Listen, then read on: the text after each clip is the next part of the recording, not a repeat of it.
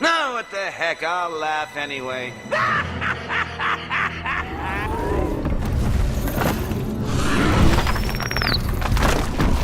Westeros history buffs, gather round. Today, we're delving into the fiery past of a legendary dragon, Caraxes, the Blood Wyrm. Buckle up, because this tale goes way back, before Daemon Targaryen ever claimed him. Born amidst smoke and ash on the volcanic island of Dragonstone, Caraxes wasn't always the fearsome mount we see now. He was once a hatchling, the fiercest among a clutch of young dragons. His first rider wasn't the rogue prince, but Prince Daemon Targaryen, a skilled warrior who bonded with Caraxes in his youth. Together, they soared through the skies and fought valiantly in the war against the Dornish. So if you want to know the entire story of Caraxes, just sit tight and say Dracarys.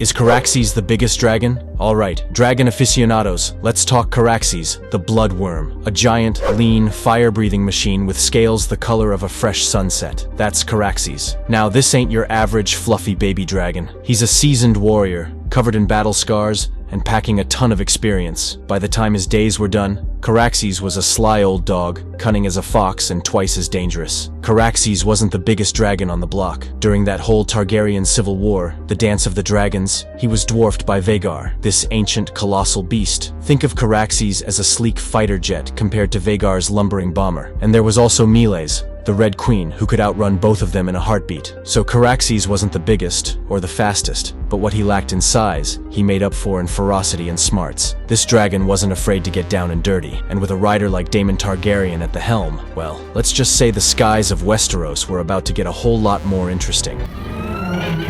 King of the Andals, and the Rhoynar, and the first men.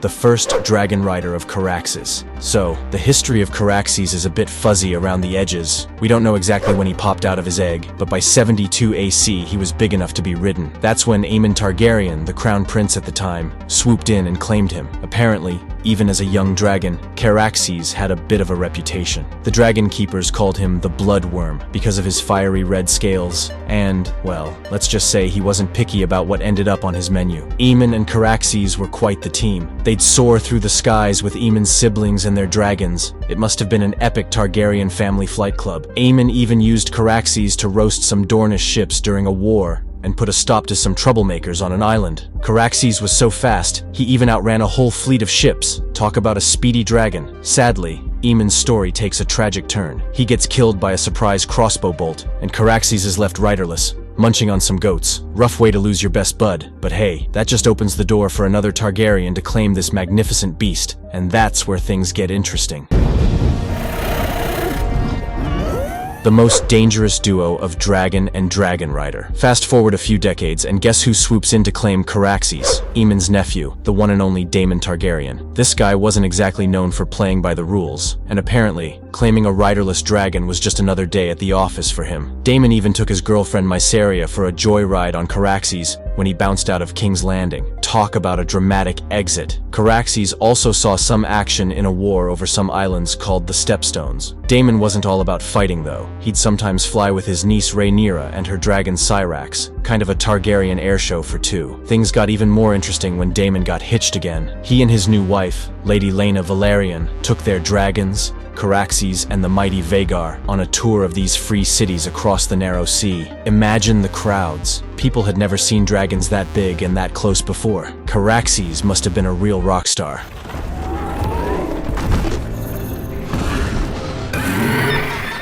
What happened in the Dance of the Dragons? Alright, so things get real heated during this Targaryen civil war, the Dance of the Dragons. Daemon, ever the go-getter, lands Caraxes right on top of a giant tower during an attack. Talk about a dramatic entrance. Later on, Daemon and Caraxes face off against another dragon rider, Daemon Targaryen, on his massive dragon Vhagar. It's a battle for the ages. Fire, fury, the whole shebang. Sadly, it doesn't end well for any of them. The two dragons grapple in the sky, a deadly dance above a giant lake. Vhagar goes in for the kill, ripping into Caraxes' belly and tearing off a wing. But Caraxes wasn't going down without a fight. In a last act of defiance, he clamps his jaws on Vhagar's throat, tearing it out. Talk about a brutal takedown. Both dragons plummet towards the lake. Vhagar doesn't survive the fall, but somehow, some way, Caraxes manages to crawl out of the water. mortally wounded. Imagine dragging yourself onto the shore with your insides hanging out and a missing wing. Metal as hell. But the poor dragon doesn't last much longer. He dies right there, in front of the walls of the castle. Caraxes' story is a tragic one, but it also shows the sheer power and ferocity of these dragons. Even in his final moments, he went down fighting. That was a rough way to go for Caraxes, a true warrior to the very end. Caraxes and Daemon Targaryen, a fearless dragon and a rogue prince, their destinies forever intertwined. They soared through the skies, conquered enemies,